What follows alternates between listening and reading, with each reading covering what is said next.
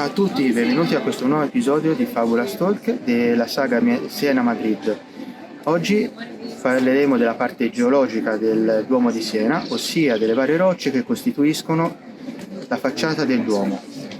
Questo è un argomento che è stato preso dalla mia tesina che feci quando ero studente all'Università di Firenze e volevo riproporlo, ma non perdiamoci in chiacchiere e partiamo subito con l'episodio.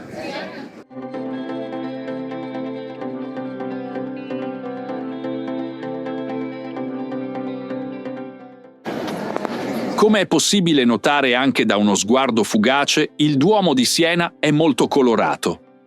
Questi colori corrispondono a diversi tipi di pietra e sono marmo, travertino, alabastro, calcare rosso ammonitico, serpentinite, calcare nero, verde Alpi. Inoltre sono presenti anche tarsie a elementi lapidei, tarsie a elementi vitrei, elementi metallici, mosaici ed elementi in vetroresina.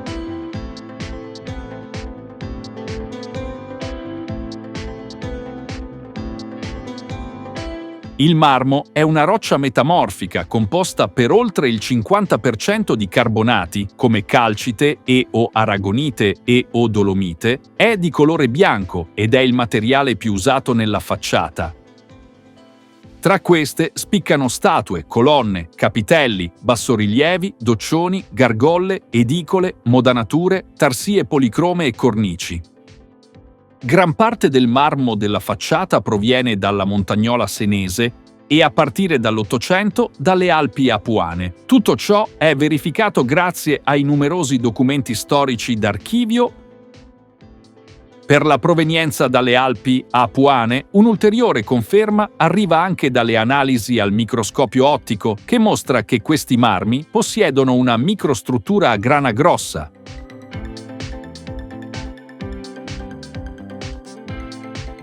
Si tratta di calcari e calcari marnosi mal stratificati, con una tessitura nodulare, caratterizzati generalmente, ma non necessariamente, da una notevole frequenza di ammoniti fossili e dal colore rosso o rosato che dà il nome a questa roccia. Può avere anche altri tipi di tonalità come violacei e verdi. Il rosso e questi altri tipi di colore sono dovuti a causa dell'ossidazione del ferro. Si trova in numerose cornici sia lisce che decorate, nelle colonne della parte basale della facciata, negli archi dei portali, negli sfondi di edicole e timpani e nelle tarsie policrome. Il colore varia dal rosso al rosato fino al rosso mattone. Il calcare proviene dalle coltivazioni di Cornate di Gerfalco, situato nel comune di Montieri, nelle colline metallifere. La serpentinite è una roccia ultrafemica metamorfosata. Si forma nel mantello quando la peridotite viene trasportata in piccole scale. La serpentinite assieme al marmo dà la caratteristica di cromia bianco-nero, caratteristica del Duomo di Siena, e viene utilizzata molto nelle cornici. La colorazione è verde, ma varia di tonalità dal chiaro biancastro al nero. Documenti storici confermano che la serpentinite proviene da un'area compresa fra Casciano di Murlo e Vallerano, dove l'opera di Santa Maria prese in affitto dalla seconda metà del XIII secolo. Nel Duomo riveste la sommità dei torrioni e degli olimascoli due alti pinnacoli che si innalzano ai due lati del timpano centrale. Proviene da Filetta in Val di Merse ed è stato coltivato fin dalla prima metà del XIV secolo, confermato da documenti storici.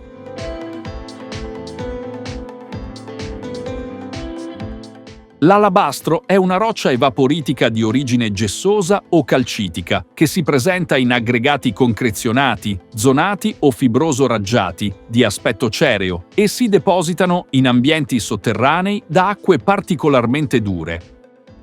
L'alabastro è presente in due aperture vicine alle scale a chiocciola messe nei due torrioni. La provenienza è incerta, ma un documento sembra confermare la provenienza dalle zone di Cetinale e di Porzia. Il serpentino viene sostituito in più punti da altri materiali come il calcare nero e il verde Alpi.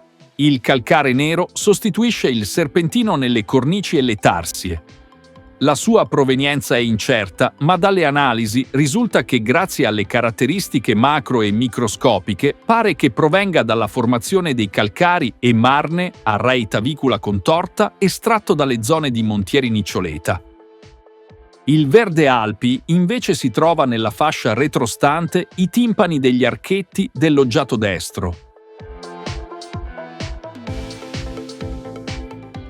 Gli interventi che ha dovuto subire nel tempo il Duomo di Siena sono stati molteplici e numerosi a causa di problemi strutturali, variazioni del gusto estetico e degrado.